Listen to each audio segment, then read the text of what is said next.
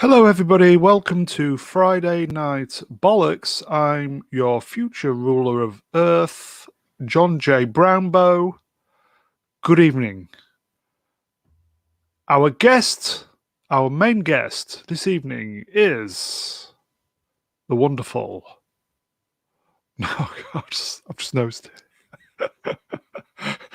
Not Brian Ridley. Hello, Brian. This is not the one about the viewer-free stream. How are you, Mr. Brown? I'm good. It's just you and I tonight, my friend. Oh, dear. Moving on. It's always a bit of a risk when you stream with someone else, and in case their internet goes down. So I have with me the 2021 The Wizard Sleeve Viz Annual. Oh, get and in. I have the letters page at the ready with internet tips in case we have to go solo. Well, I've been going solo for many a year. Oh dear, I'd rather not know about that, to be honest. But there you go. We'll just put the nobody's in, so I'm hopefully somebody will turn up. We'll see how it goes. There you go. It's black. The Marie Celeste. It's black. Yeah. 12 minutes past 1 on a Saturday morning. Everybody's either in bed, on the job, in hospital with the coof, or watching Friday night shites. Which, to be fair, it was like fucking Celebrity Squares tonight. Low rent version. Hail Edge of Time. There are 17. Oh, Hail Edge of Time. There are 7.9 thousand people watching the Friday night complainathon. Friday night dice. Yeah. As I said last week, I think, the show, what we do on a Saturday, it's just come on and just talk about all the negative shit for an hour and a half. And last week we didn't bother, did we? No, it was much better. I felt it was much better. All the better for it, wasn't it? Yeah, kind of going round and round in circles. Yeah. So I think Edge of Time in the chats says, do you want to read this? Hello, Edge of Time, by the way. Edge of Time in the chat says, has been too many clingers for years. Yes. Yes, so everybody's either watching Tights or getting ready for Doomy Woomy. Hey. Hey! Hello, citizen. How are you? Hi, citizen. We guys, we couldn't sleep. Not that we sleep anyway. Welcome to the insomnia thread. We just thought we'd come on, see what happens, see who's about. We may be here for 5 minutes, 10 minutes, 8 hours. Who knows? Do you want to send Cockney a link, by the way? Can you do that for me? Certainly, I'll send Cockers a link. Yeah. On 444. The big news of today. Can you believe it? Yes, surprising. Very surprising. Fuel shortages.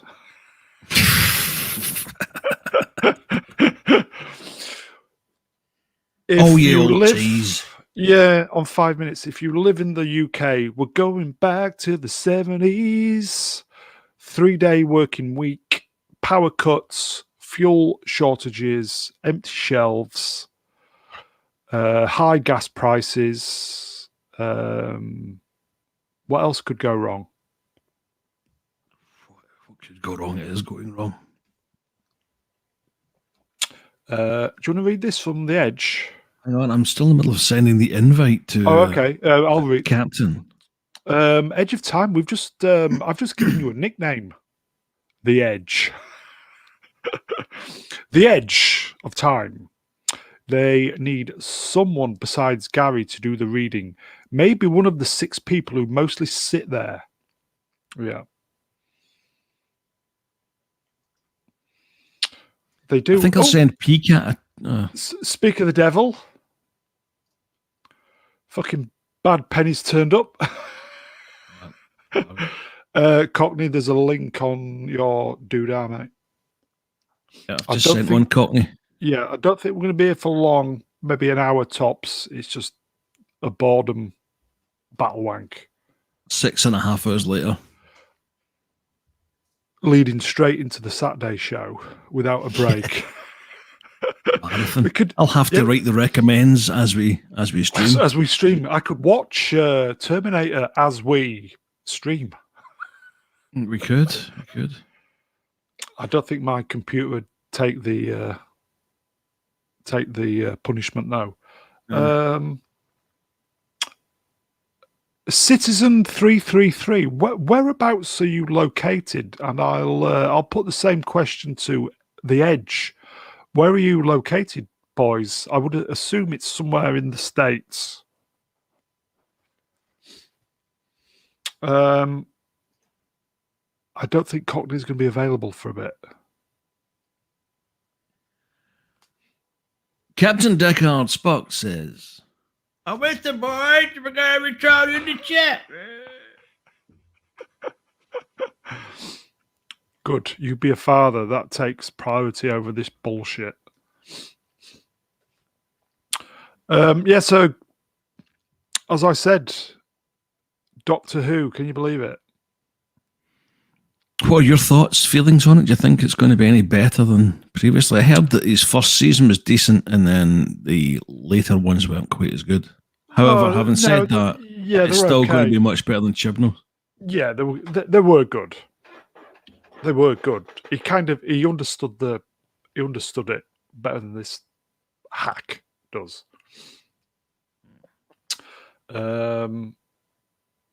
Edge of Time. I think the endless bad news is getting to us.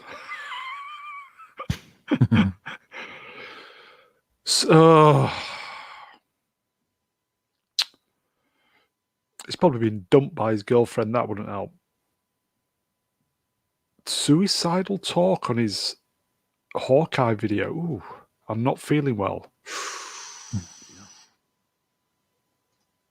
Deckard, Spock, Cockney, Block, Deckard, Replicant in the chat says, my teenage son is actually doing my washing up. I'm in heaven right now. Easily pleased. Simple things. Yeah, Doctor Who. Oh,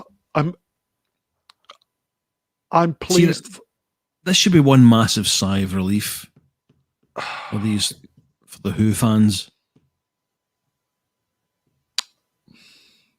Like Ryan Johnson going missing in the Bermuda Triangle or something would be to Star Wars fans.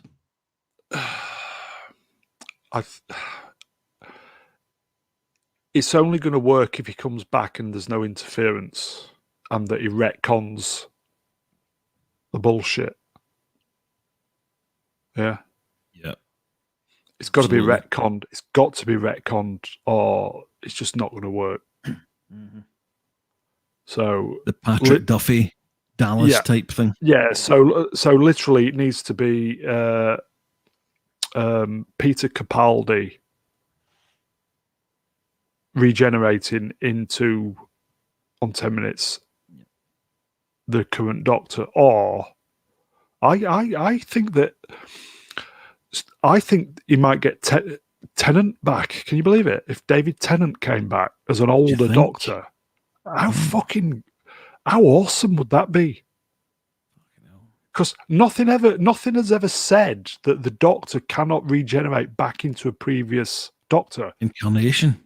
Yeah. You listen, boys and girls. You heard it. Timestamp that 10 minutes 30 seconds. Tennant coming back as Doctor Who. Nothing says that the Doctor cannot come back as a previous regeneration. I think that'd be really cool, especially an older one. Demon is awake at the moment. Demon, do you want to come on? If he's in the chat, obviously. Do you want to send him a link? Yeah, I'll send him a link.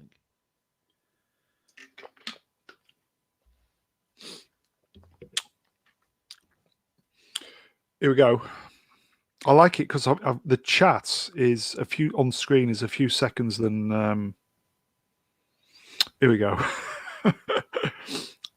Brian, do you want to do that? That's twice you've asked me to do it. Sorry. In the middle of sending links. Okay, well, I'll do it. Captain Deckard Spock in the chat says, Critical Drinker is starting an original new segment called Not Brian Young Recommended.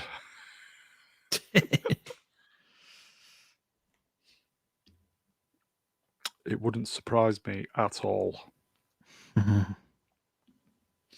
Nicking our ideas. You're not a fan of you weren't into Doctor Who, were you? No, I wasn't. When I'm on one of these streams, I tend to pretend as if I know what I'm talking about, but I really don't. I've never really been a fan. Yeah, I so go on. I read little bits here and there on the internet, and I kind of get by like a foreigner in a different land would be, with a bit of language here and there, pretending you know what they're talking about. But no, I really don't. I have always watched Doctor Who from when I can remember.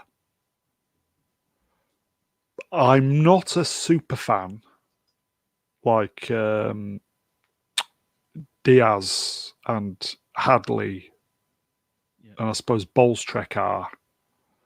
Is that Tony Hadley or Dan? Tony Hadley. But I really do enjoy it, and I would watch it when it was on.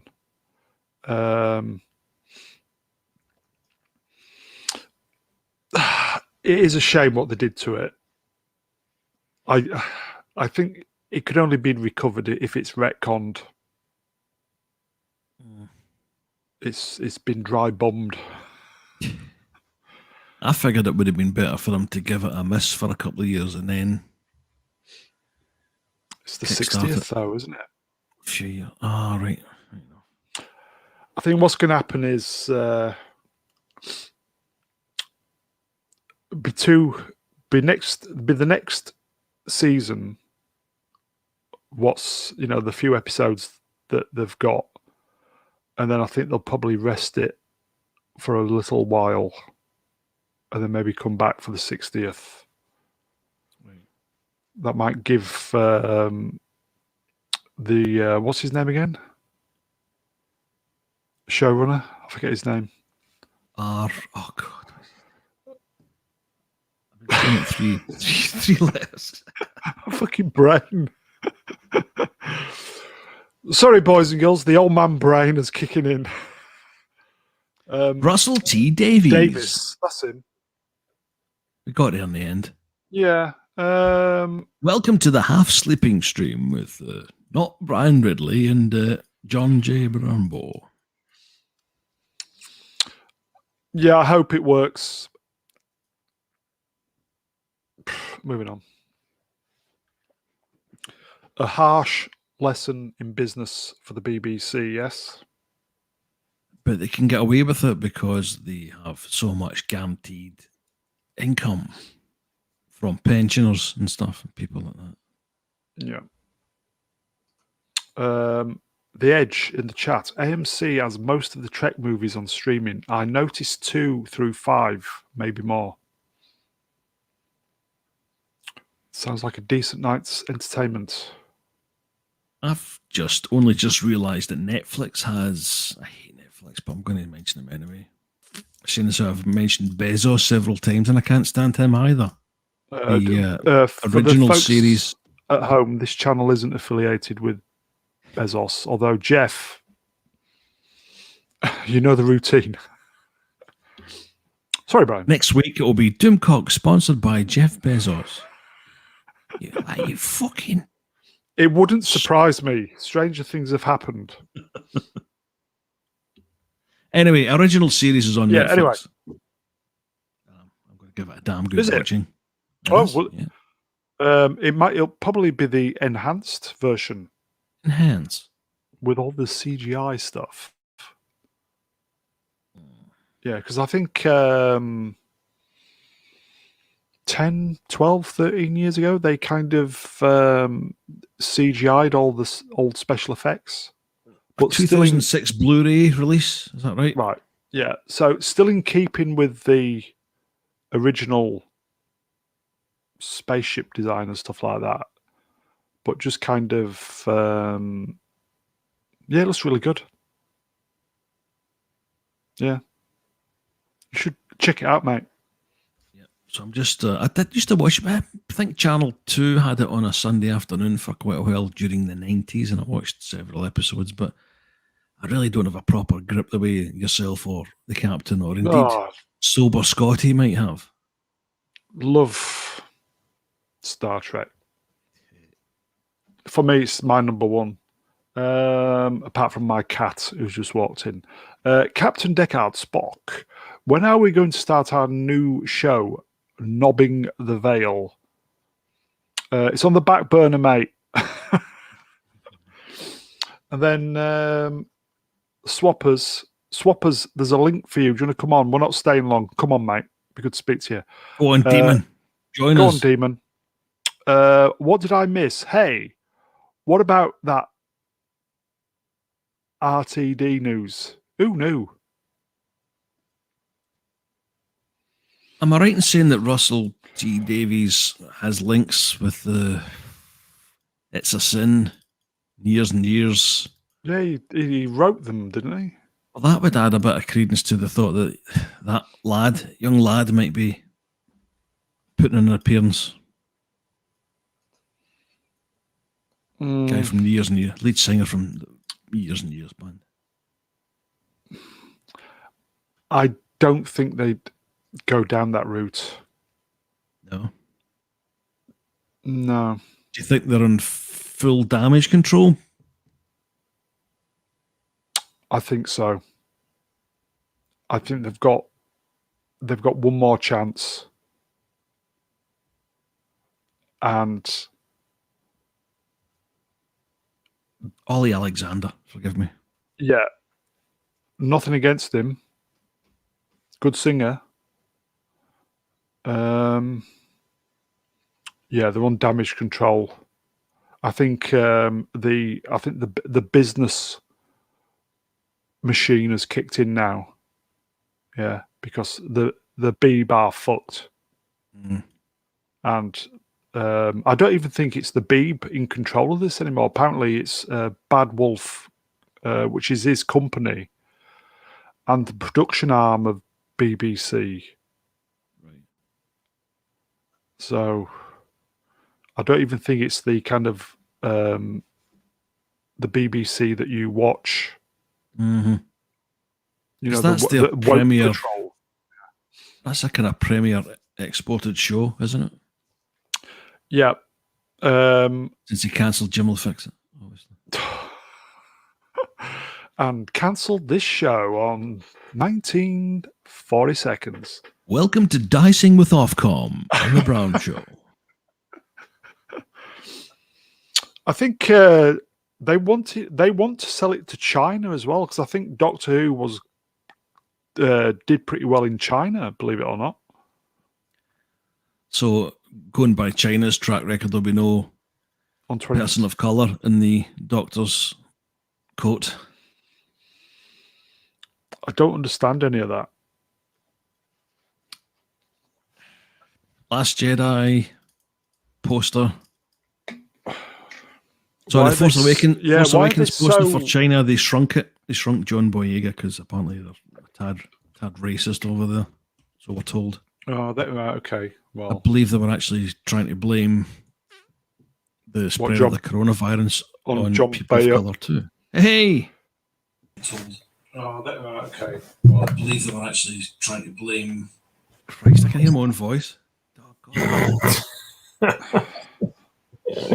I had to mute the TV quickly. I don't blame Swap. Hello, fellas. How are you? All right. I'm just messing around correcting things in my book. Oh, okay. How's that going? All right. It just seems to be taking forever. I think I've just written so much that I just can't see an end in sight, if you know what I mean. Oh, dear. I think it must be a common thing. Is it War and Peace? It feels like it from my perspective, although if anyone reads it, it'll probably just take them half an hour. But, how many words? God, hold on. I don't know if this is like normal or not, but I'm up to about, my maths isn't great, 413675. What's that in English? Yeah. What? Yeah. 6 digits. That's Game of Thrones level.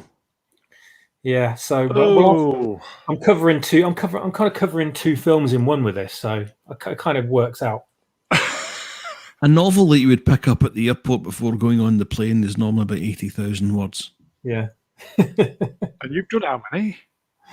Yeah, I know. Well, I mean, obviously, there's going to be a lot of editing done, but it's, because you kind of put things down, you put notes in as well, and all this other stuff that's not related to the actual narrative, and the stuff that's got to be deleted out that I've just kept in there as reference. So it's going to come down, but it's still going to be a lot. But it's Captain Deckard Spock. I know that feeling. The good news is writer's vomit, writer's block. Yeah.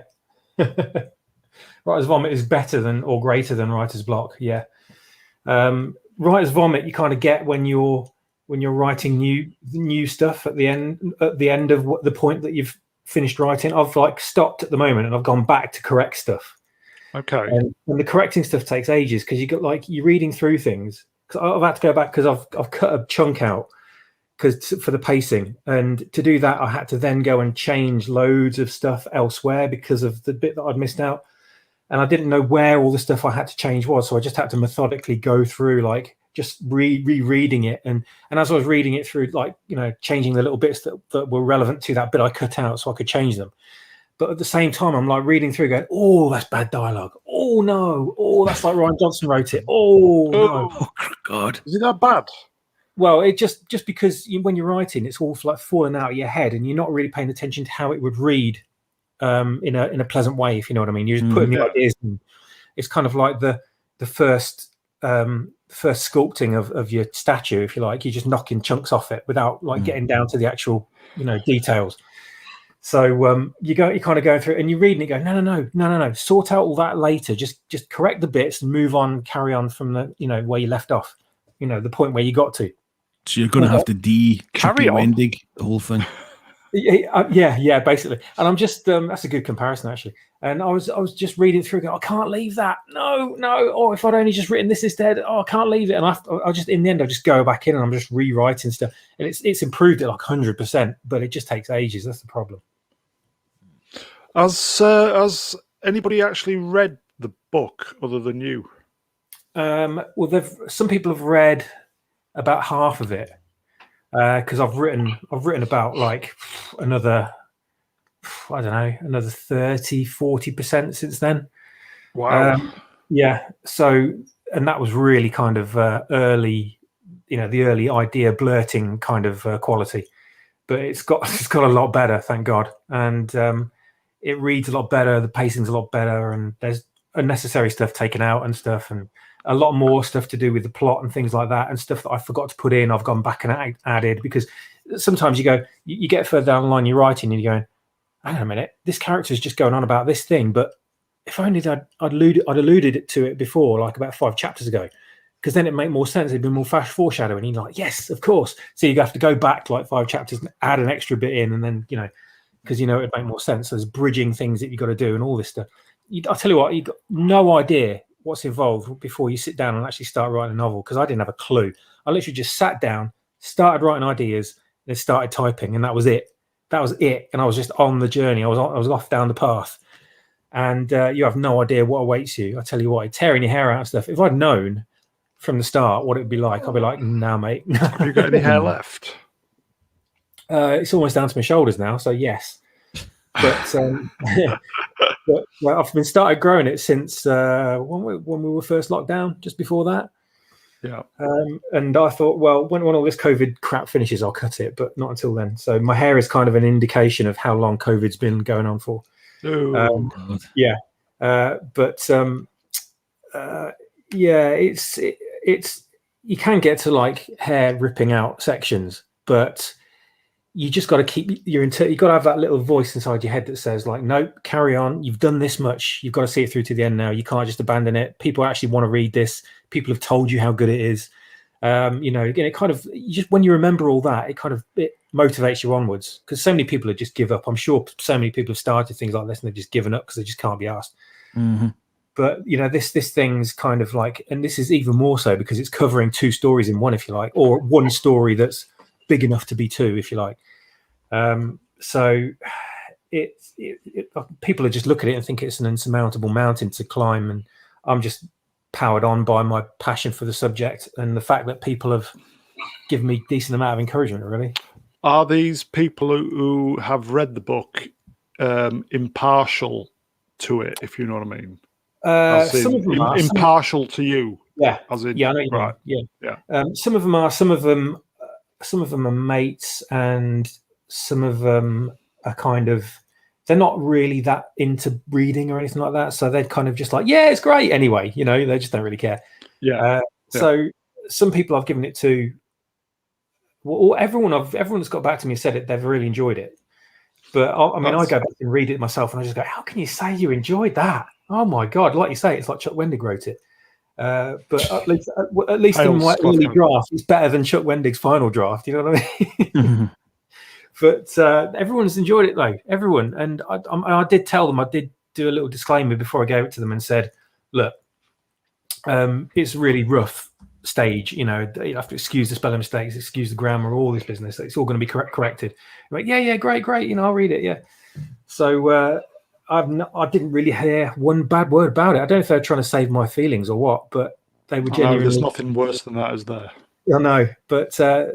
And I was saying, look, anything if you think needs changing, just let me know, because I need to know this shit. One of the reasons why I gave it out to people to read was like, if you think anything's a bad idea, or you think stuff to be changed around or taken out, or you think I should just give up, for God's sake, tell me now. But has Diaz seen it yet? No, he hasn't. Very, very few people have. I want to finish it before I give it to Ian, because he's. Justifiably so, he's a critical guy, and that's one reason why I want to give it to him, is because I know he'd cast an objective eye over it. But if I tell you what, if I can make him sit down and read it and enjoy himself and surprise him, then I think I've at least achieved something. He likes you, so I think he'd do that for you. Well, fingers crossed. I hope so. I know he's a busy man, so I don't know if he'd have time. I don't know if he'd have time to read that many words, but maybe it's good enough to make you want to read it. I don't know. Who knows? So is it going to be 2? It's going to be 2 books. Did you say? It's one story, but it's kind of, you can kind of split it down the middle, really. Kind of like the last 2 Harry Potter books. Oof. I mean, people were saying, no, don't say. I'm not saying it's like the Harry Potter books. I'm saying because that was one story split into 2. Thank God. But this is more like the film that Disney should have done after The Last Jedi, where there's so much shit that's got to be corrected, and also you've got to tell a new chapter that it's going to take 2 films to do it. So it's kind of the reason why it's this long, is because there's so much exposition that's had to have been put in it, so much explaining of the previous 2 movies, even though it kind of skips over the second movie. It doesn't negate the first movie. It adds to it and explains a lot of things that are in it that people had problems with, including myself. 30 minutes. Will you be sending a copy over to Marcia Lucas? I'd like to. I'd love to send it to like Mark Hamill and all the people that would actually genuinely appreciate reading that their characters, seeing their characters actually get treated well, like John Boyega, Daisy Ridley. I'd love to see them all. Oscar Isaac as well. But I mean, come on, they're gonna look at like a printed out draft that some fans sent in and just go, oh, another one, and probably just slip it in a drawer or bin it. So it's for it's just for people that want to read a good story and are just unsatisfied with what we got, and it's partly for me as well that kind of I can at least say, yes, that's my story, that's what I wanted to see, that's the better ending for all these characters and George Lucas's creation deserved, I think. Mm-hmm. Biggest fuck up in film history. Oh, I still can't believe it happened. I really can't. It's like we're in a weird alternate reality, isn't it? Where something Tannen timeline, mate. Yeah, something almost infallible and great as Star Wars can be utterly trashed overnight and completely driven into the ground. I mean, back in 1983, after you'd seen Return of the Jedi and you were on the biggest high ever and thinking, oh my God, I've just experienced like the greatest sci-fi trilogy and greatest story ever, but I'm only still a kid. But wow, I'm only a kid. That means we're going to get some amazing stuff in the future. No, we didn't. It all got shit.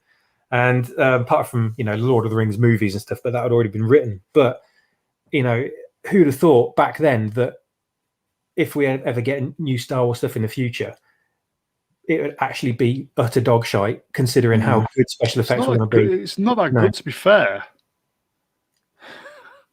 What's not? Sorry. What's not? You say it's dog shite. It's not that good. Not as good you think dog shite? It's an insult to dog shite. That's what you're saying. Yeah. I know what you mean. Yeah. Pedigree chum that comes out your bum. And I think you're feeling glum up your bum. Back then, you just thought, wow, in the future, movies are going to be so great because of technology and. You'd be able to like learn from the past, and things are just going to get better and better. This was in the 80s, wasn't it? We thought, wow, this is all great now. Just imagine what's going to be coming. You don't realize it's all just going to go downhill. The human race has peaked at that point, and entertainment is just going to die and roll into a ditch. Yeah, I think we've gone back quite a way on many things. God, yeah. But these kind of progressive blue-haired bad people think we've gone forward. Well, got news for you, boys and girls. We haven't. And can't just call them boys and girls, mate. Can't do that. Well, I don't give a fuck. In 20 years' time, you'll realise that you were wrong. God, I tell you what. I think it was. I can't remember who else said it. It was on someone on a live show. It might have been Nerdrotic this week. But he was saying, like, can you imagine in like 10, 20 years when people look back on this era of society and they'll just be wincing and cringing just at the thought of it, how bad it is. Yeah, when in about 20 years' time, when they're in their early 40s, when they look in the mirror, ugly as fuck, old age approaching. Because they're not ugly as fuck at the moment, right? Yeah, can't get a shag to save their life. Nobody wants them. Yeah, armpit hair down to their ankles. Yeah. It'll be the feeling of being so lonely. Yeah, I think so, and the fact that they've destroyed joy all their lives. Yep. Not in their own life, but in so many other people's as well. And they'll have that awful existential crisis that I've achieved nothing, that kind of thing. And probably the decade. Sorry, I'll start again. The decade where they need some joy the most, like in their 40s. Yeah, when they're going to need that escapism for ever in their life. It doesn't need to be escapism. Could be the love of a good woman, the love of a good man. Yeah. They'll be on their own, no joy because they destroyed it, and they'll look back at the 20s and just think, what the fuck did we do? Yeah. And the problem is they're too young. With age comes great responsibility. And we're, I'm in my 50s. You boys are in your 40s, and with age comes wisdom. You'd hope so. And I've said many times before, when you're in your early 20s or teens, you don't give a fuck. You think you're invincible. You know everything. I think life's going to last forever, don't you? Yeah, and you look at old people and think, stupid bastards. What do they know? Old. I was there myself. What the fuck do they know? Yeah. Because you look, it's weird, isn't it? It's kind of weird distortion. You look at old people and you think they've always been old. It's a weird kind of state the human brain's in. You don't ever think that old people were ever young. You just think that they've always been there. They're like a different species, and their whole purpose in life is to just point the finger at you and go, "Nyeh." Yeah. But that's what everyone becomes. Everyone. No one's immune to it. I genuinely don't know what it'll be like in 20 years' time. But we're saying this now. Who knows? We might have a miracle and it might return to glory. But then again, it might be twice as bad. It could be World War III. 2039 to 2045, World War III. If there's World War III, it'll be fought over social media. I think well, it's been fought now. I think we're in. Yeah. I've said before. I think we're in World War III now. I think you're right. I think you might be right. I think. Knowing the aliens, because they do exist. Don't tell me they don't. They wouldn't let a nuclear war happen. So it's got to be a more passive way of doing it. Screeching at each other over the internet. Yeah. The wonderful Citizen 333 in the chat says, Swapshop, do you want to read this? Hold on a minute. Go on then. Citizen 333. Citizen 333 says, I'm used to listening to Spockney's channel, so do you want me to read it in any particular fashion? You read it as Matthew. Really? Okay. Read it as PJ maybe. PJ maybe. Oh my god, I've got to do a bloody Scottish accent. Is he Scottish? He is Scottish. He's not got an accent. Kinda. He's from Ayrshire. So, am I right? Am I hearing that right? You're rewriting what happens after The Force Awakens. Oh, that's very good. Not bad. There's a bit of an East Coast lilt to that. Yeah, that's all right. That's very good. Yes, I am. Exactly. Right after The Force Awakens. Yeah. Well, it kind of starts off the same way as Last Jedi, but then you very, very quickly realize that it's not the same story, and something has happened to spin it off into a different reality, if you like. So the events of The Last Jedi don't actually happen. The events as we know. I'm sold on that already on that. Sounds like a winner to me, mate. Those events don't actually happen, but they are referred to subtly throughout the story because, it's so difficult to answer this question and not ruin it. But it's because it's an alternate reality. The Last Jedi we know, it's kind of like how a certain character in the story saw reality unfolding, but it didn't turn out that way. So this character, whenever she comes across similar things along the path, she's basically thinking to herself, oh shit, I've kind of got a bit of experience in this situation, but this is different. This character's not doing this, and this is doing this. Time profit. Yeah, I'm here now instead of that. So it's kind of, it nods for the people that have seen The Last Jedi. They'll be able to look at it, and it's kind of a bit of a wink to them, if you know what I mean. But it's a completely different story. When you watched The Force Awakens, when it was out originally, did you understand what was happening? I did, and I also in a bit. I'm not talking about the film as in the plot. I'm talking about the extra layers. Oh, you mean the feminism and all that stuff? Did you understand what was going on? When I first watched it, no. I saw it with very naive eyes. I just wanted Star Wars to be back. I wanted that original space western formula back.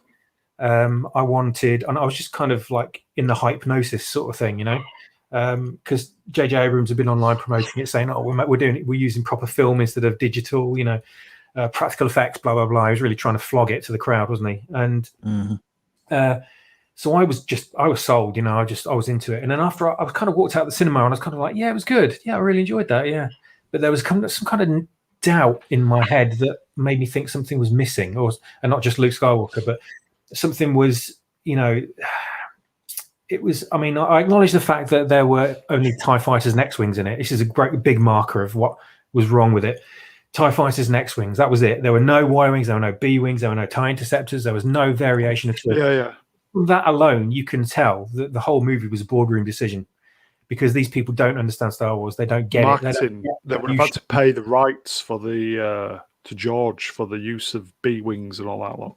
Right. Well, yeah, but I don't know if they would, because they used stuff from the original. Well, having said that, the X-wings and TIE fighters were about 15% different, but I don't know I don't know about the legalities of it all. But anyway, the lawyers.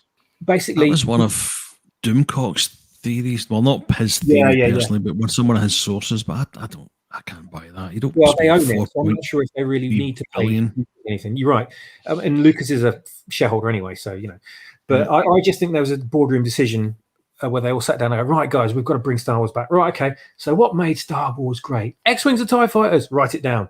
It's one of those. It's one of those things, and it's everything else from the film just stems from that. So they came up with this like big whiteboard of like things that the people in the meeting shouted out, and then Kathleen Kennedy's looking at it, scratching her manly chin, and thinking, "We Coffee really, for Mr. Eyes. We really need to make more women in this story. We really need to make it female. We really need to make it more for girls." And everyone's going, "What?" Yeah, let's change their character to a woman. Yeah, let's make the main character a woman, and let's make that character a woman. And can we make that character? How about black? We haven't had enough black people. Yeah. And I think that's just the way it went. And then that's what they thought Star Wars was: a desert planet, X-wings and TIE fighters, a new Death Star, the Empire all over again. Some mysterious guy sat on a throne with a croaky voice. We're not talking about the toilet either. No, we're talking about Kathleen Kennedy.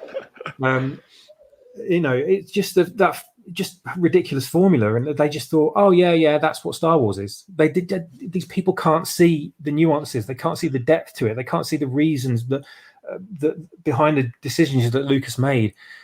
These people probably seen Star Wars twice, and that was on a heavy edited version on a Saturday afternoon on TV while they were half making their dinner and half sort of looking over their shoulder at the TV. They don't care. None of them care. And this is where they slipped up, because they didn't hire people that actually cared about it. And back then, I actually thought Dave Filoni cared about it. I think probably to some degree he did, but these days I think he's just the trucks of money are coming to his house, and he just doesn't care anymore. Yeah. Sold out. Citizen 333 in the chat. Force Awakens should have started with Luke, Han, Leia, Lando, Chewie, 3PO, and R2.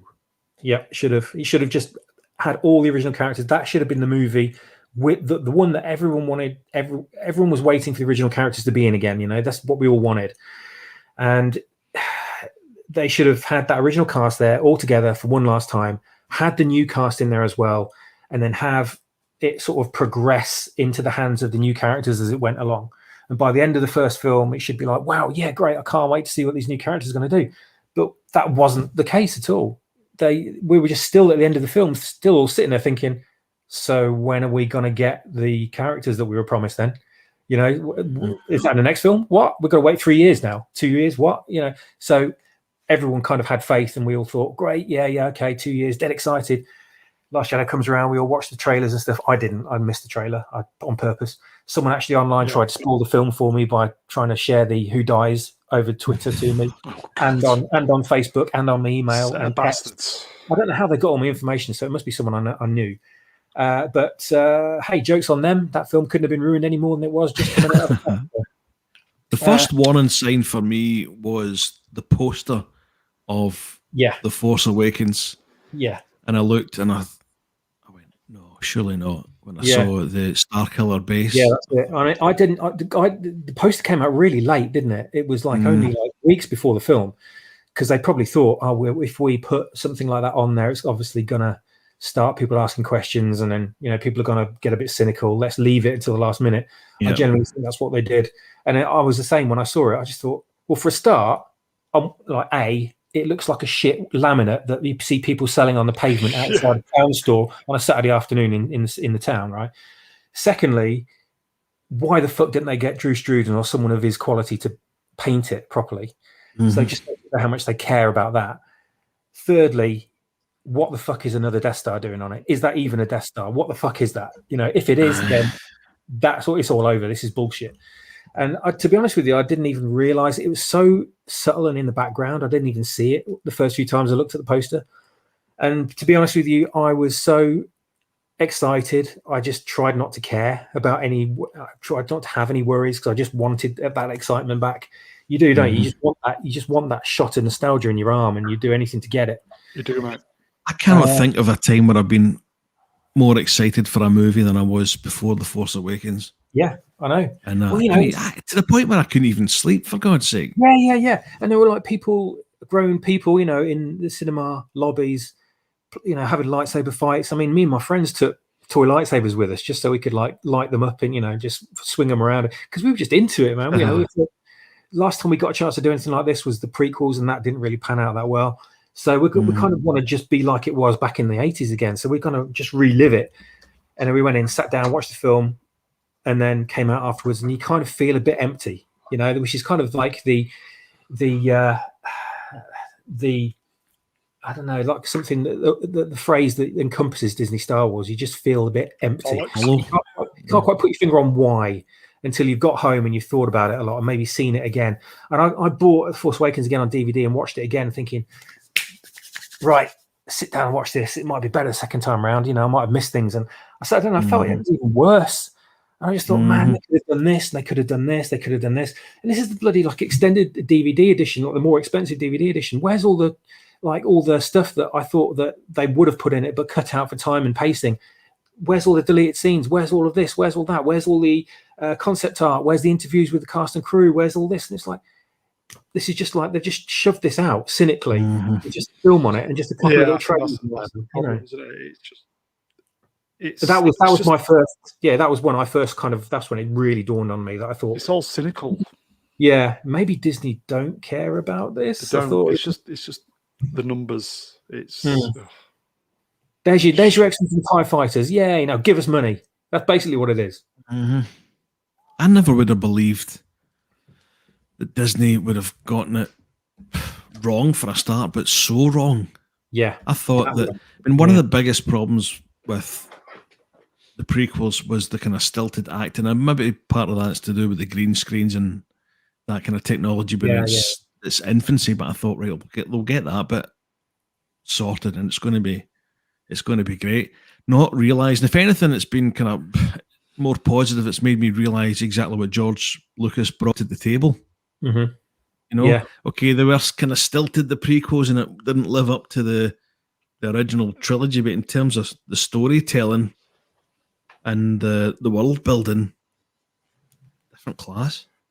Yeah, absolutely. You can see, after seeing the Disney tragedy, you can kind of see George Lucas's thought process behind the prequels, and you can, especially when you see him behind the scenes and when he's writing and he's going through the storyboards and things, and you can see that he's in it, and you see he's got this vision, and you can see he knows where the story's got to start and where it's got to end, and you can see the images that are in his head, and you can tell that they're there, and they're constantly in his mind, and he's getting every shot right, he's getting the look of the characters right, and he's going back to the production designers and he's saying, I like this, but change it to this, and they go back and they sort it out and they change it and they bring it back. That trial and error process of creating the looks of ships and aliens and places and planets and buildings. And these films just didn't have that passion. They didn't have that vision. You had J.J. Abrams in there, this sort of proposed Star Wars fan. This guy is without passion. He was born without passion. He does absolutely have no clue whatsoever about what makes Star Wars great. He thinks it's just stormtroopers shooting each other, lasers and spaceships, and a bad guy to beat from the hero. That's what he thinks Star Wars is. He has absolutely no fucking idea. That's like the 5-year-old's approach to making Star Wars. You know? Yeah. Even the designs miss George Lucas's touch. Yeah, he made sure he was so progressive with his approach and his vision, because everything he made from film to film had something new there. There was always something new to appreciate. You know, whether it was aliens and ships and places, there was always something new to lap up. You know, it's like you go into an artist's exhibition and you're looking around and there's like, oh, that's, you know, interesting. And then he's got another one like a year later and you go, wow, I can't wait to see how his stars progressed and what new subjects he's dealing with, and what if he's gone out to branched out to create using new media, and if he's using 3D. Ralph McQuarrie. Right. No, Ralph McQuarrie, yeah. And no, I think Doug Chang did work on it, but he didn't have George Lucas pushing him on, you know? And it's like, and you go back to the art gallery and you just see the same pictures again. And you're like, what the fuck? Hang on a minute. Yeah, no. These are all new. They're all been, I painted them all new. I've still got the other ones, but these are all new. But mate, they all look the same. You've used the same colors, the same people in the pictures. It's like, yeah, but they're all new. Like, oh, fuck's sake. You know, it's that's like how they did it. I love Doug Chang's artwork and guys like Ian McCaig and stuff. Yeah. But, you know, it's when you look at I've got all the art of books. I've watched some of the documentaries. You can see which ones, obviously, that George Lucas has picked out, and you can see the difference, and you see the style of them, and you realise that he's got something that I can't quite put my finger on. These other ones just look like the kind of rejected designs, and while they might be very good artistically, there's an aesthetic that George Lucas seems to be able to capture, to pick out. Okay, he's not maybe designing them physically himself, but he's picking out what he wants for his vision. Yeah, and it fits in so well. These other ones just look like photocopies. What did you think to the Mandalorian stuff? I thought that was not bad. I thought it was that worked kind of well because they were setting it in the same time as the original trilogy, so you know it's going to work, isn't it? But like Brian says, they look like a rejects because J.J. Abrams used rejects from Ralph McQuarrie from the original trilogy. Oh, right. So stuff that didn't quite work from the original trilogy that still looks great for most of the movies would beg to have rejects like that. Yeah, he actually did use the rejects. I mean, they were like just ridiculously plain things, like that speeder that Finn and Rey were on when they were escaping from the Star Killer. You know, across the icy landscape. And I was thinking, like, that chase could have been amazing right there. They could have had like explosions going off and ships attacking them and walkers coming out of nowhere and all sorts. They could have that could have been a huge set piece. And what was it? No, they were just like casually just hovering along on this nondescript, forgettable, whatever it was, sledge, and shooting at the stormtroopers following them, and that was it. And that's a typical example of lacking design. And then that just went on through the other two films as well. Just forgettable stuff. Everything George Lucas made, right down to the nuts and bolts. The nuts and bolts of every ship were memorable, not just the ships. And you know, they've just thought, oh well, just spaceships. Put some dust on them a bit. That's what George did, isn't it? You know. I haven't got a clue. It's like Marsha Lucas this week when she came out and said they don't get Star Wars. They absolutely don't. And I've been saying it for like 4 years now. Mm-hmm. Did I pop off then? My phone just went. Yeah. Something rattled in the background.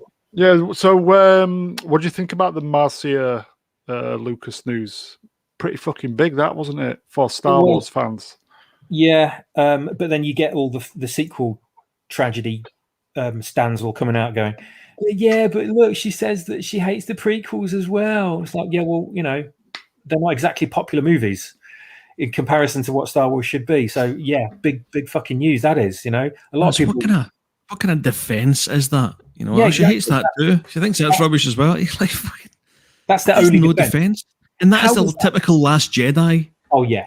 Sequel trilogy defense. Oh well, you know, you say that, but the original trilogy had a couple of crap bits in it as well. Yeah, it's not a fucking defense. It's not a defense. Okay, it's crap, but it's some crap as well. What the fuck?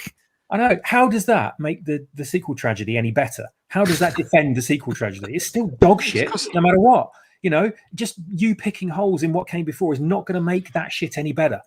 Adam Lance Garcia is at it constantly. Oh God.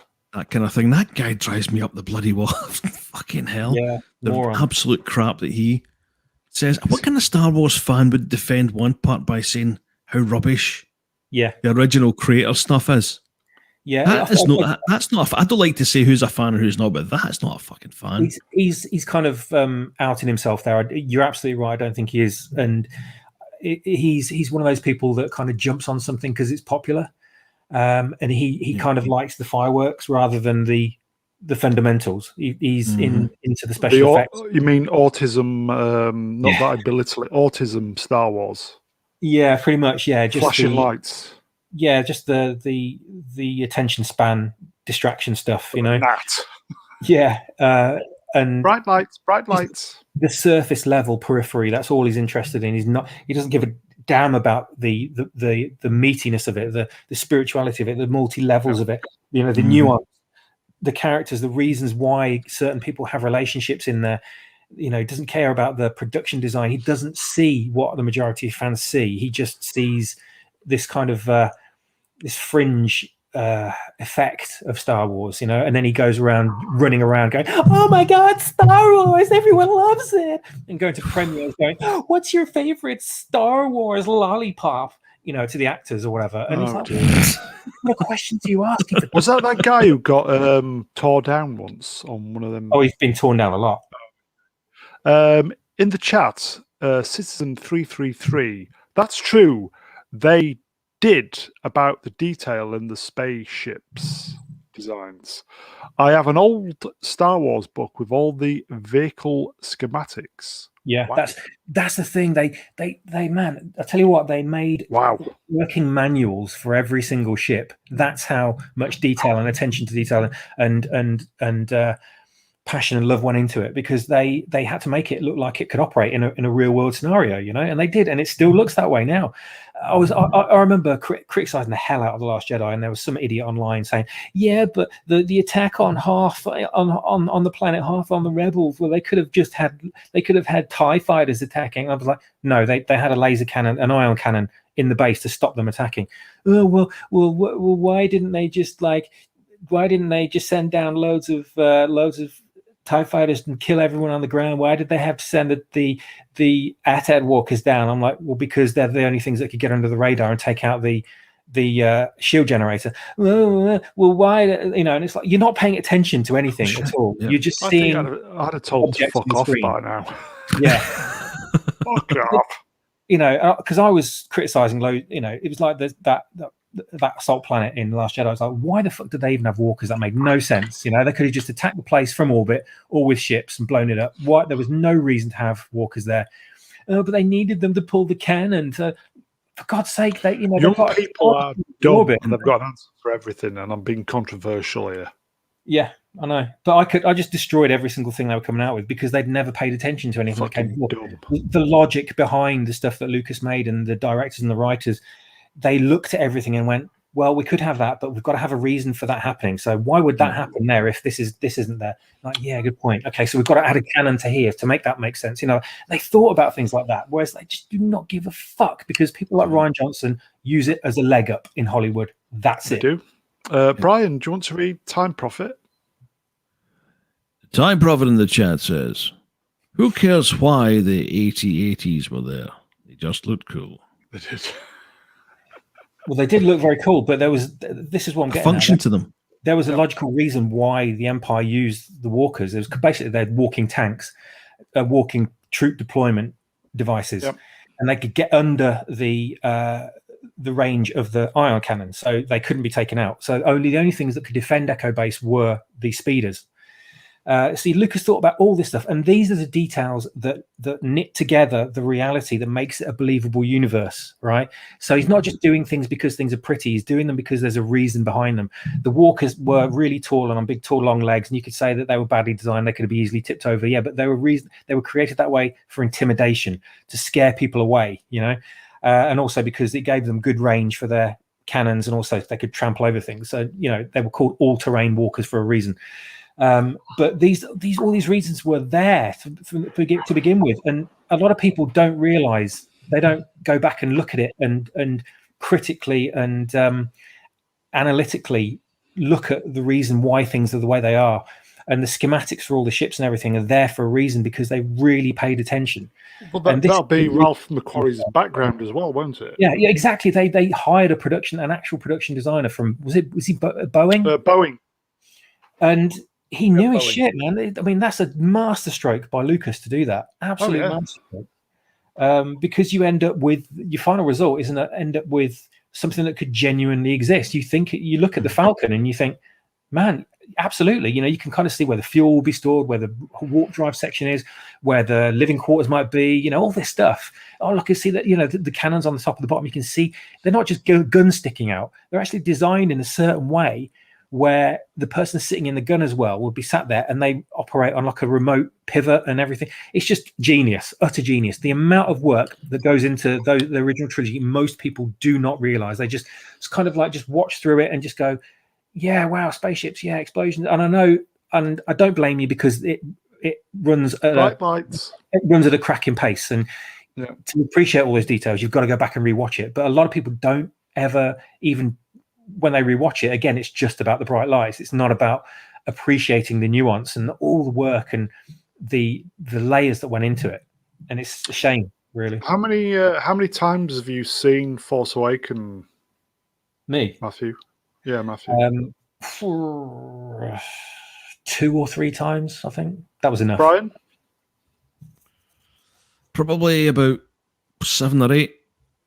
Ooh, sucker for punishment. I think I've seen it twice. I've watched a bit where Daisy goes down the sand dunes and has a little introduction, because it's fucking excellent. My mind went there as well, Brown. It's terrible, isn't it? Oh dear, what are we like? Yeah. I missed that. What was that? We're just being smutty. Daisy going down. Daisy Ridley, you're going. Oh, Daisy, Jesus. Yeah. So yeah, the her sliding on the dune on her little sled. Yeah. Sorry. The wonderful Time Prophet in the chat says, "I've seen Force Awakens only once. That was enough." Yeah. I think that was enough. First time I watched it at the cinema, second time on ketamine. It was quite good the second time, to be fair. Improves it an awful lot. Yeah. Yeah. Can't really get much worse. Brian, how many times have you seen the travesty that is The Last Jedi? God, I saw it. The first time I saw it was a bit the midnight showing, and the worst bit was I had promised to take my nephew to go and see it in the afternoon, and I'm like, I don't fucking believe I need to go and see this again. So I think I've kind of watched it to dissect it and some audio commentary and alternative audio commentary, so probably 6 or 7. So I watched the version that Ortega did. Oh, Ivan, yeah. Ivan Ortega's re-edit, which was far superior. I bet it was. I still couldn't bring myself to watch it though. No, I don't blame you. Have you not seen it, Matthew?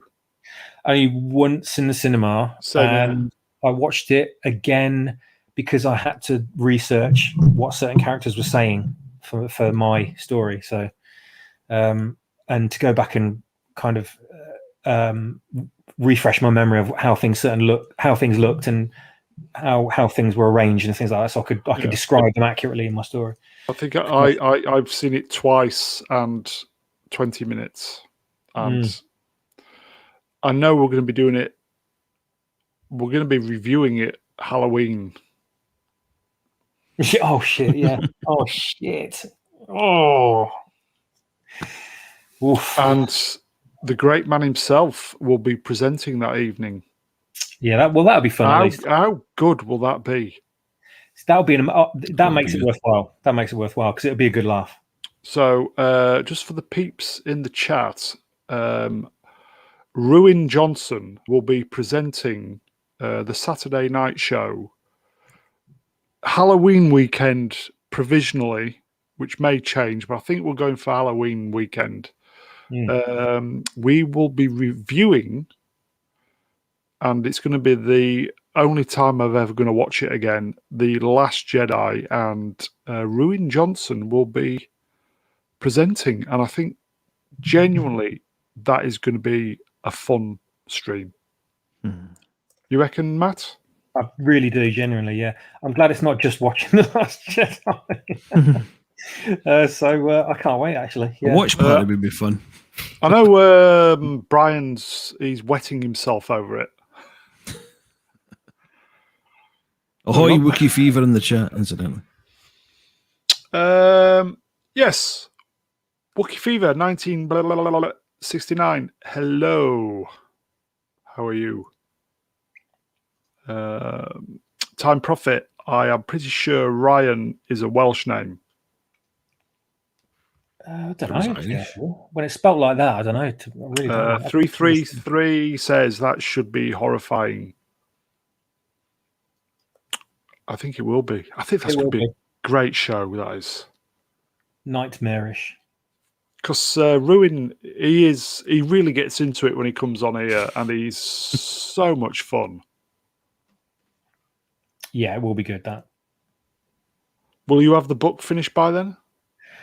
Oh, blimey.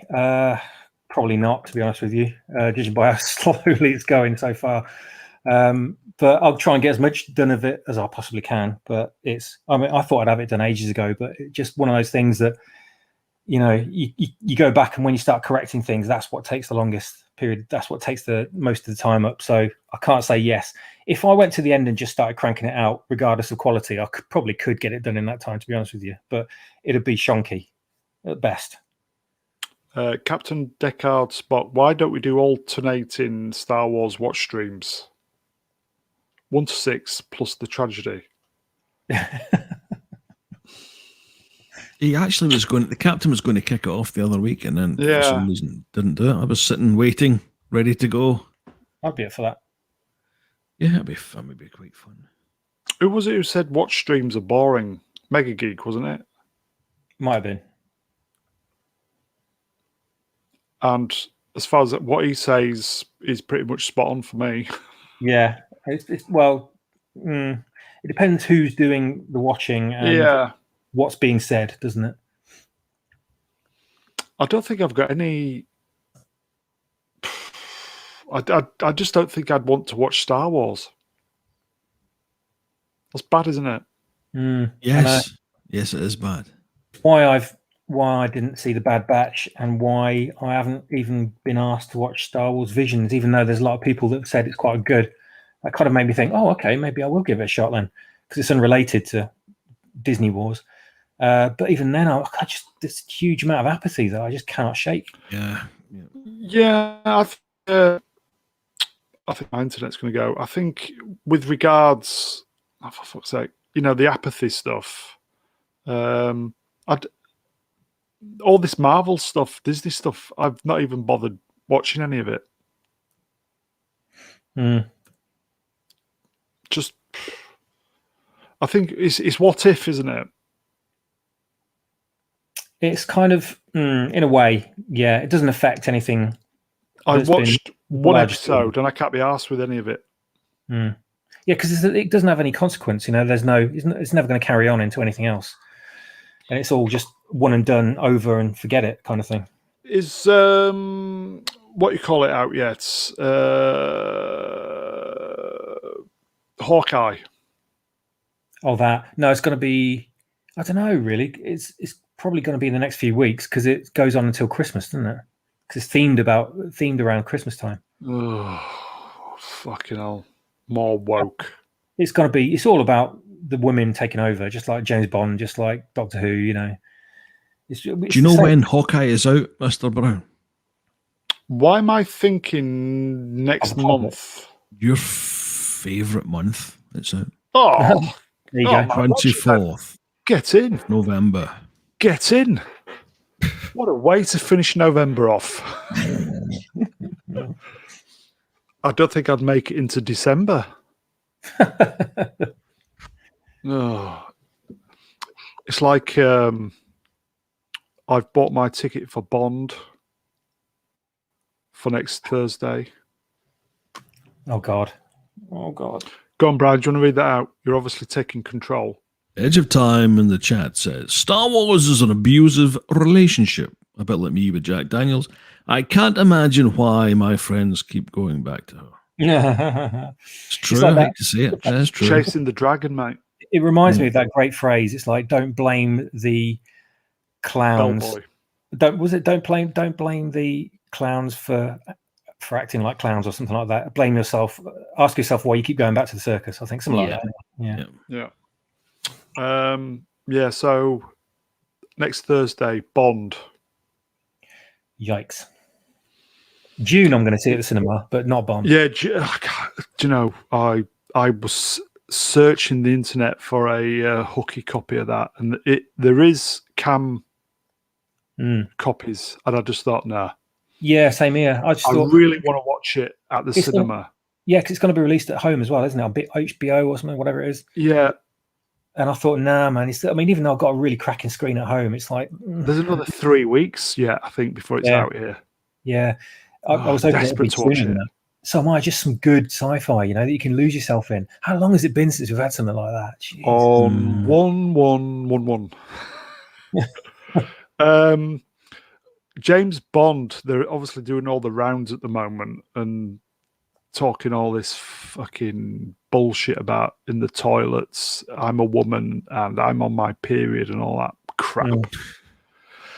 You see, I think there's going to be some damage limitations.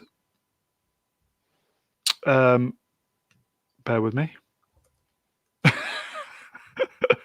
No time to bleed. I ain't got no time to bleed. I got no time to bleed, man. Waiting. It's either going to be horrendous or we might just make it out alive. I get the feeling. Would you agree with that? Yeah, I can't believe a few years ago, I can remember this whole furor was going on back in 2018, 17, maybe before that, where there people were online saying oh, maybe James Bond should be a woman next, that kind of thing. I mean, it may have been back when they were sort of talking about who should be the next Bond and Idris Elba because he's black, all that shit. And I think there was in the office I was working in at the time, we were having this discussion, and I just turned around and said, you know what? Just be fucking done with it and just cast a woman. Go on, just make James Bond a woman and see what happens. Just watch everyone's reaction to it. I would fucking love to see. Never thinking it would actually happen, but here we are. I have not got a problem with 007 being a woman purely because if a agent leaves, then the number, unless if it's specifically to the person and it gets retired, well then if Bond left with his missus, so the next best person goes into the 007. Yeah. I haven't got a problem with that. But I think everything's being manipulated out of context like it normally is with everything. If Bond leaves, maybe, the number should be retired, but I don't think it operates that in the Bond world. No. It's like when 006 got iced. Alex Trevelyan or whatever his name, Sean Bean. Somebody filled 006. Yeah. So I haven't got a problem with that because he left. I've got a problem. If the next film was her doing 007, I might have a problem with it. Well, yeah, I think most James Bond because it isn't because it isn't James Bond. It's 007. Yeah, but it's not James Bond. Right. I go to see James Bond. To see James Bond. Not go to see the whatever her name is, Naomi or Naomi or whatever her name is. So there is nuance. But it's like with everything, people just twist it, don't they, and weaponize it. It's just bollocks. Yeah, it's all about patriarchy, isn't it? All I want to do is go to the cinema next Thursday, probably the first film I've seen since February. I just want to go and enjoy myself. Mm-hmm. Yeah, you don't want to be lectured to about women's problems. No. And I hope they had the time to do the reshoots, what they needed to do. Yeah. Because if it goes bad, they have only got themselves to blame. Mm-hmm.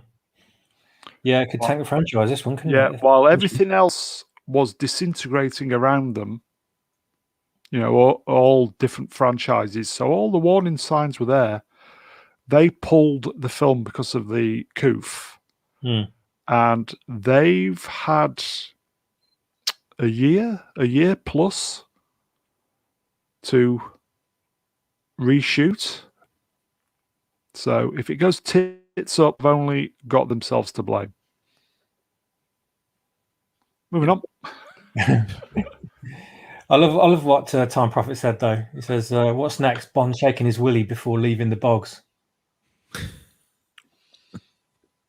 or wiping his dick on the curtains after he shagged the latest Bond girl." Yeah, I was going to say they're obviously on about women's problems. I hope the film will address the problem that men have in their 40s and 50s because of very high suicide rates in the age groups for men. I hope they will be tackling those issues. Or is it because if it's a white male that it's trendy to put the boot in? yeah, because just men are the white man bad. Yeah, white straight men are on the receiving end of everything. You can't be, but that's okay. You can't be discriminatory against a straight white man because they've had it their way for so long. So now it's time for reparations. Yeah. Do you know it's the whole group thing again? Thinking of people in groups, which doesn't fucking work. No. Do you know, it's the people who are at because the people who are almost at the kind of ruling level or of corporations and stuff, because you happen to be the same sex or the same race as these people, that doesn't mean when I don't see I'm not getting any of that money from you guys. So why should they be kicking other people purely because of that? And at the end of the day, it's bigotry and racism. That's it. It's all part of the whole divide and conquer thing, isn't it? And that's how you get to a populace is through their entertainment, because they can't escape that. That's where they go for an escape. So you get that into their entertainment, then it's going to be everywhere for them, and you pummel them with that mantra. Divide and conquer, split people, separate people, split opinions, make people force people into different camps of thought, into different opinions. Just separate and divide people as much as you possibly can, and just keep dividing until everyone hates each other. That's what they want. Divide and conquer. Sklavko, the wonderful Sklavko in the chat, James Bond 007, period. That works on so many levels. Well done, Sklavko. Very good. That kind of quality content on this channel. You don't get that on Doomcock or Nerdrotic.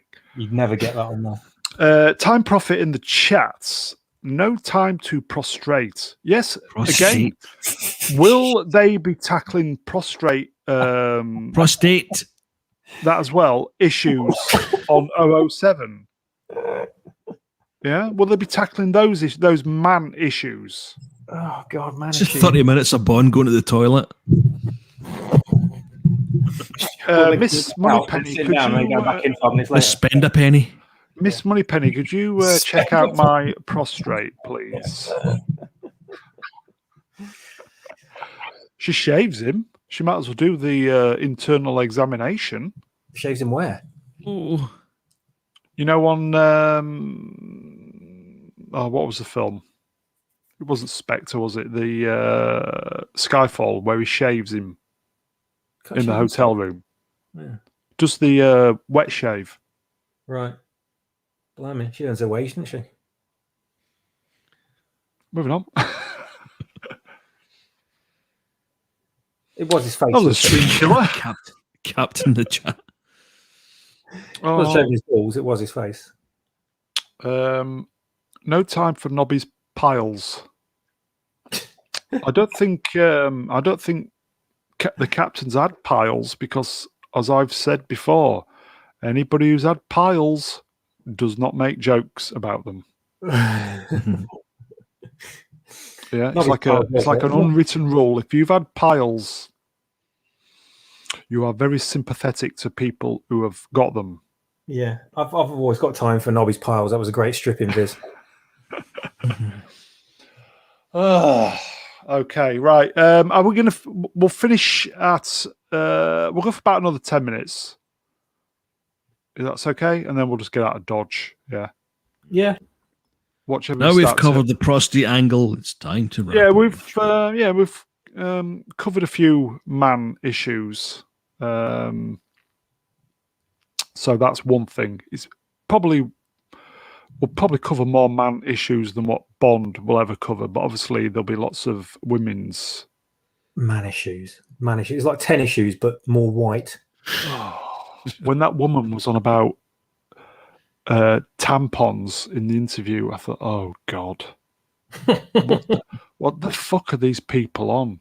Yeah, that's Waller Bridge, though. It's the cinematic. She is the cinematic Antichrist. She's one of them. She's one of the horse bitches of the apocalypse, I think. Captain in the chat. I think her biggest problem is when people think they're funny, and I've said this before, when people think they're funny, they're usually not. No. And she thinks she's really funny. Has anybody seen Fleabag? I haven't. No, I haven't either. I got told it was really good, but then it was by my cousin, and he finds pretty much everything good. I just after what she did in Solo and the whole droids right shit and all that crap, and then I found out more about her afterwards. I was like, get the fuck out of my entertainment. Captain in the chat, ooh, me grapes. Ooh. And then he goes, that's what she said. Time Prophet says the captain would have done 8 more hours. He would, but I want to go to bed. Okay. Captain says, I'm waiting for the drinker to run out of ideas first. Fucking, he doesn't have any ideas. He just steals them all from me. Ideas for what? Well, you know, Drinker yesterday reviewed Raiders of the Lost Ark with Doomcock. All right. Anyway, moving on.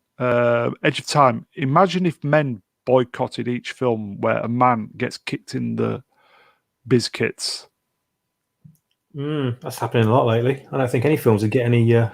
But yeah, we're not allowed to kick a woman up the chuff. Yeah.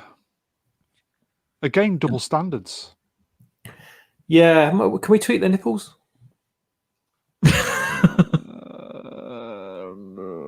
I don't know, but we're not allowed to kick a woman in the private parts. But you're talking about in the films, clearly not in real life, because you're not going to do it in real life, are you? Well, not recently. Unless you see Kathleen Kennedy, might kick her right in the balls. Yeah. Probably break your foot. At least the voice might sound a bit more feminine. It's bad, isn't it? Pop culture. It's terrible. Yeah, I know. I just realised how bad it was getting, and I just thought, man, I've got to do something positive. You know, I've got to try and put some ideas down instead of bitching about all this stuff. I've got to have a go at making something, you know, and I did, and it just turned out to be a massive project that most people have got the good sense to sort of look at and go, nah, not for me, mate. I don't know about you guys. Like with regards on the Saturday stream, I'm knocking the bad shit on the head, and I just feel like we've reached the bottom of the well, you know, bottom of the barrel, and I just have got to the point where we're just wasting too much of our finite energy, what we've got, because we're getting on a bit, to be fair. And I'd rather put energy to positive things. And we are just properly at the bottom of the barrel, but all these bigger channels will just keep churning it out because that's what people want to watch, or is it? I don't know. I don't know. Just it's weird, isn't it? Really, it's what do people like to see? And I think a lot of these channels have got as big as they have off the back of bad shit, and make money off bad shit and taking the piss. Yeah. I think maybe that people just need it's some kind of therapy. Maybe that when you're digging into all this shit that annoys you, maybe it's kind of like you enjoy seeing the boot get put in. It might have something to do with it. I don't know. Yeah. Time Profit in the chat talking about bad shit. Have you seen that vegan sausage? Oh God. Well, yep. Funnily, you should say that, Time Profit. Asda.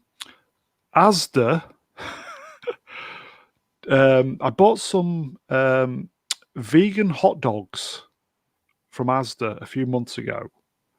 I fried them up in the fry pan with some white onion. I bought some bread rolls and some mustard and some ketchup. And you know what? I had difficulties telling the difference. If I'd have given anybody one of those, they would have struggled to tell the difference. So some vegan sausages are good. You heard it first. Moving on. Yeah, I've had some good veggie sausages and burgers as well. Do you know what he's talking about, Mr. Brown? Do you know what he's alluding to? No, please educate me. It was some gentleman innocently shared a picture of a vegan sausage thing that he put together. But it looks quite alarmingly like a tole. I don't think you buy those in Asda. But maybe for Valentine's Day, who knows? Edge of Time. It's the last Jedi of vegan sausages. It is. I was just about to click. The chat's going fucking mental just as we're leaving. Usual. Here we go. Right, at last, got it. Edge of Time, The Edge. People get a dopamine hit from being negative news. There must be something to do with that, yeah. It's a perfect storm of the dopamine hit you get from your device and just from negative bad shit, and being able to, from the safety of their own keyboard and screen, put the boot into people who destroy people who they've never met because it's just so impersonal. That's bad, isn't it? That's the stage we've reached in society. Yeah, it's got very uncaring. But then Twitter itself and other apps like it propagate that kind of interaction, don't they? It becomes very impersonal. It's like road rage when you can't see the driver in another car. You just get pissed off with them. As soon as you make facial contact with them, you're like, oh, all right, mate. Yeah, fair enough. Somebody told me a story. One of my work colleagues told me a story of somebody who they were in the car at the traffic lights. I don't know if this is an urban legend, but they were at the lights and the car in front was just stood there and it wasn't moving. And it was a road rage thing. This bloke got out of the car, opened the door and twatted this bloke. But the bloke was having a heart attack. He had a heart attack. God. He was dead in the fucking... So that's why he wasn't moving. So that's what we've got to. So on that cheery note, lovely. Matthew, thanks for coming on, mate. Oh, you're very welcome. It's a nice little 45 minutes or whatever it was I was on for. I'm sure the Doomcock viewing figures will be on the up now that we've oh yeah, taken our leave. Massive boost. Are you coming on tomorrow, mate? It's Terminator. Oh yeah, I'll be on. I think we're doing 10:30. I think we're starting a little bit early because the late nights are just killer. So yeah. Who's coming on? Brian's coming on. Right, yeah. Rennie, if she gets her voice back. Oh, she's suffering, is she? Oh, that's a shame. Yeah, no voice. Myself. Oh, sorry, Brian. Do you want to read that out? That was just one for you to read. Citizen 333 in the chat says, I recently read the Darth Plagueis novel by James Luceno. I'd highly recommend James Luceno's book. Star Wars books are really good. I read that. Yeah, it made me love Star Wars at an entirely new level. Is that book that got taken off? No, this is an official one. It's now become... Damon, you can help me out with this. That's now a Legends book, isn't it? Yeah, they've got, well, most of the expanded universe got relegated to Legends, didn't they? Thanks to Disney. Yeah. I think it might have come out I can't remember. I bought it. I was listening to the audio version about 4 years ago. Yeah, but it might have been. It's right around about the time they took over, if not just after it. So it might have been in production before they had the chance to take the carpet away from everyone. Yeah, about 2012 then, something like that. Yeah. 2014 when they decanonized it. The Edge in the chat. Have you seen the numbers people get on YouTube Shorts? TikTok demoralization.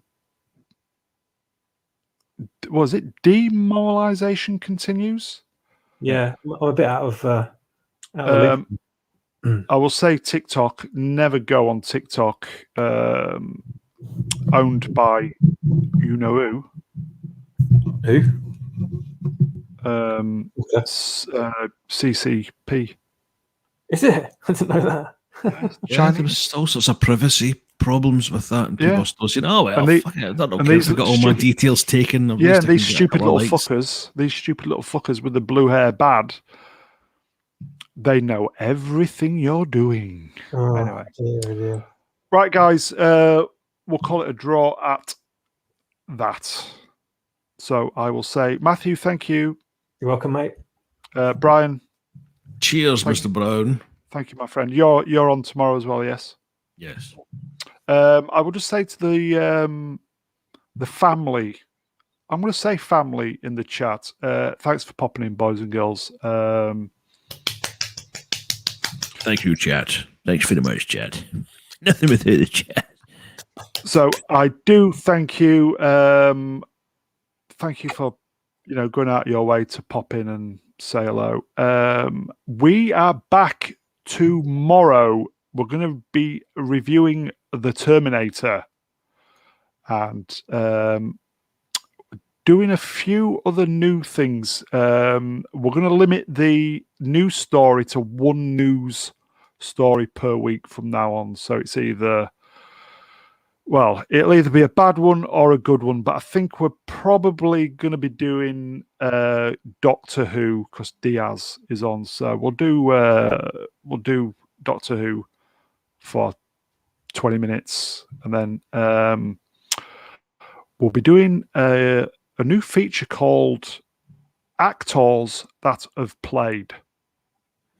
After last week's show, I had a good idea for doing that. So actors that have played, and then we'll be doing the Terminator Arnie classic. So that's 10:30 tomorrow, everybody. So all I will say is enjoy the rest of your evenings, because I think most of you are in the States. So we'll see you tomorrow. Take care, everybody. Thank you. Bye-bye. Bye. Cheers. Night. Night.